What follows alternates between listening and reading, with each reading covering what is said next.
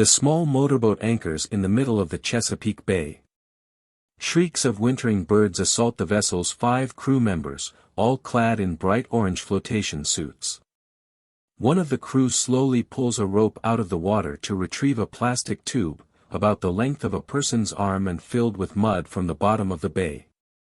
As the tube is hauled on board, the stench of rotten eggs fills the air.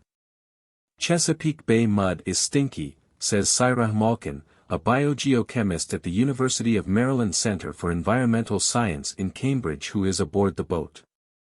The smell comes from sulfuric chemicals called sulfides within the mud. They're quite toxic, Malkin explains.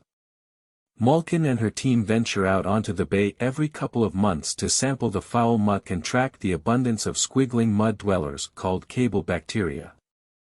The microbes are living wires, their thread-like bodies, thinner than a human hair, can channel electricity. Cable bacteria use that power to chemically rewire their surroundings. While some microbes in the area produce sulfides, the cable bacteria remove those chemicals and help prevent them from moving up into the water column. By managing sulfides, cable bacteria may protect fish, crustaceans and other aquatic organisms from a toxic nightmare, says Philip Maisman, a biogeochemist at the University of Antwerp in Belgium. They're kind of like guardian angels in these coastal ecosystems. Now, scientists are studying how these living electrical filaments might do good in other ways.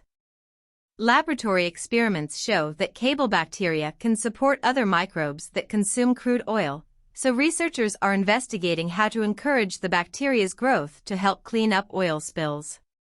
What's more, researchers have shown that cable bacteria could help slash emissions of a potent greenhouse gas, methane, into the atmosphere. There's plenty of evidence that cable bacteria exert a strong influence over their microbial neighbors, Maisman says. The next step, he says, is to figure out how to channel that influence for the greater good. Under the microscope, cable bacteria resemble long sausage links. Their multicellular bodies can grow up to 5 centimeters long.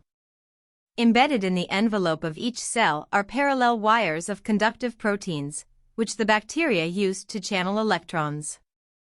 According to Maisman, the wires are more conductive than the semiconductors found in electronics. About a decade ago, a team of scientists first discovered cable bacteria in sediment collected from the bottom of Denmark's Aarhus Bay. Since then, cable bacteria have been found on at least 4 continents, in streams, lakes, estuaries and coastal environments. Name me a country, and I'll show you where the cable bacteria are, Maisman says. Most often, cable bacteria nest shallow in the sediment, with one end positioned near the surface where there is oxygen and the other end plugged into deeper, sulfide-rich zones. Using their filamentous bodies as electrical conduits, cable bacteria snatch electrons from sulfides on one end and offload them to oxygen, an eager electron acceptor, at the other, says Nicole Geerlings, a biogeochemist at Utrecht University in the Netherlands. Similar to how batteries charge and release energy by transferring electrons between an anode and cathode, cable bacteria power themselves by channeling electrons, she says. The electron transport gives cable bacteria energy. This unique lifestyle allows cable bacteria to survive in an environment that many organisms could not endure. In 2015, Malkin, Maisman and colleagues reported that cable bacteria may help to counteract the onset of euxinia, a fatal buildup of sulfides in oxygen-starved bodies of water. Euxinia can trigger mass die-offs of fish, crustaceans, and other aquatic life. The lethal phenomenon can occur after fertilizers or sewage are washed into the sea or lakes. That flow of nutrients can trigger algal blooms. When those nutrients are depleted, the blooms die, and large quantities of organic matter sink and accumulate on the sediment. Microbes then decompose the dead material, devouring much of the oxygen in the surrounding water in the process. When oxygen levels become critically low, sulfides may begin to leak from the sediment into the water, giving rise to euxinia. While studying cable bacteria in a brackish body of water in the Netherlands, Malkin and colleagues discovered a thin layer of rust coating the lake's bottom. As the cable bacteria pulled electrons from sulfides, converting the noxious chemicals into less harmful sulfates, the water within the sediment became more acidic, which dissolved some minerals containing iron. The now mobile iron percolated upward in the sediment until it interacted with oxygen to form rust. This layer of rust could capture sulfides that would otherwise flow into the water, acting as a firewall that could delay Yersinia for over a month, or even prevent it altogether, the researchers reported. Even when the cable bacteria's population dropped, the rust layer persisted, protecting other aquatic creatures from sulfide exposure. The rust may explain why, even though instances of nutrient pollution, algal blooms and oxygen depletion are relatively common, reports of Yersinia are rare. Some researchers are trying to harness the bacteria's electrical abilities to tackle another devastating threat to coastal ecosystems, oil spills. When an oil spill happens in a body of water, booms, skimmers or sorbents are often deployed to limit the spread of hydrocarbons on the surface. But oil may also wash onto beaches, mix with sediments in shallow waters and aggregate onto sinking particles of organic debris, hitching a ride to the seafloor.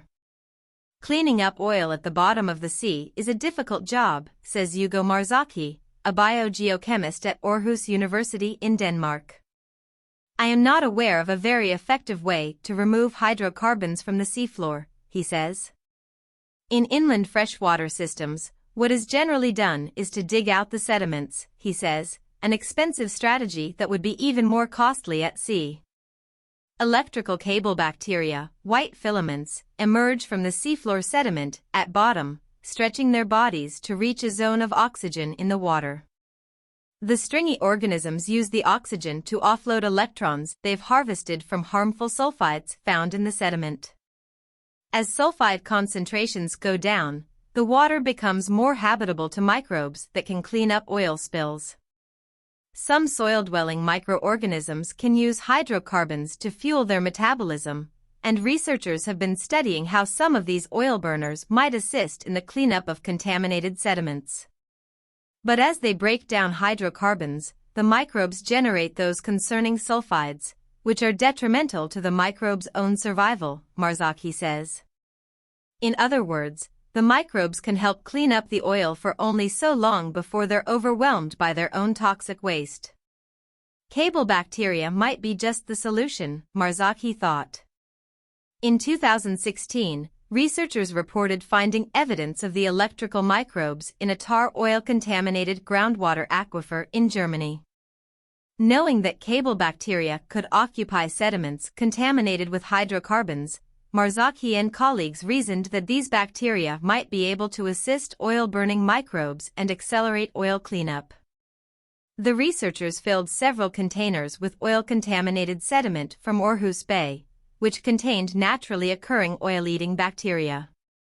The group then injected a few containers with cable bacteria and monitored the degree of hydrocarbon degradation in all of the containers over 7 weeks.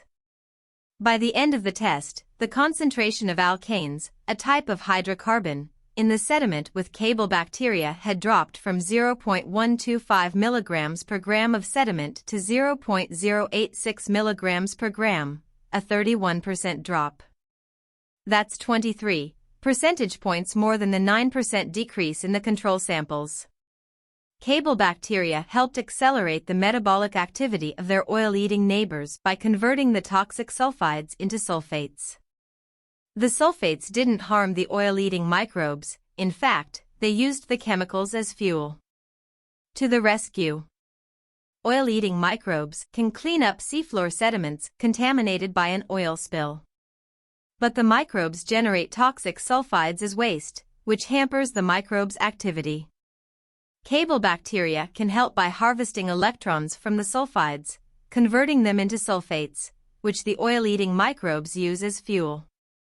Meanwhile, the cable bacteria channel the electrons up their bodies and pass them off to oxygen in the sediment. This transport powers the cable bacteria's metabolism in the process. The researchers are now trying to develop methods to promote Caebalbacteria growth in the field and see if it's possible to enhance their effect on oil degradation. One catch is that in oil-contaminated sediment, oxygen is quickly used up by the microbes that break down hydrocarbons. That's a problem since Caebalbacteria need access to oxygen. Salts that slowly release oxygen or nitrate, which Caebalbacteria can use in place of oxygen, might help spur the electrical organism's growth at oil spills. But more work is needed to identify the right chemical components and dosage, Marzocchi says. Meanwhile, scientists are investigating how Caebalbacteria might help reduce emission of another hydrocarbon, one that accumulates in the sky. Methane at the root. Colorless, odorless methane is the simplest hydrocarbon, SN, August 15, 20, page 8. It consists of a single carbon atom attached to a quartet of hydrogen atoms. And it's a potent greenhouse gas, more than 25 times as effective at trapping heat in the atmosphere as carbon dioxide. One major source of methane is rice paddies, SN, September 25, 21, page 16.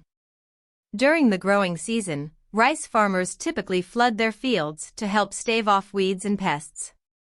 Methane-producing microbes, aptly named methanogens, thrive in these waterlogged soils. Paddy-dwelling methanogens are so prolific that rice fields are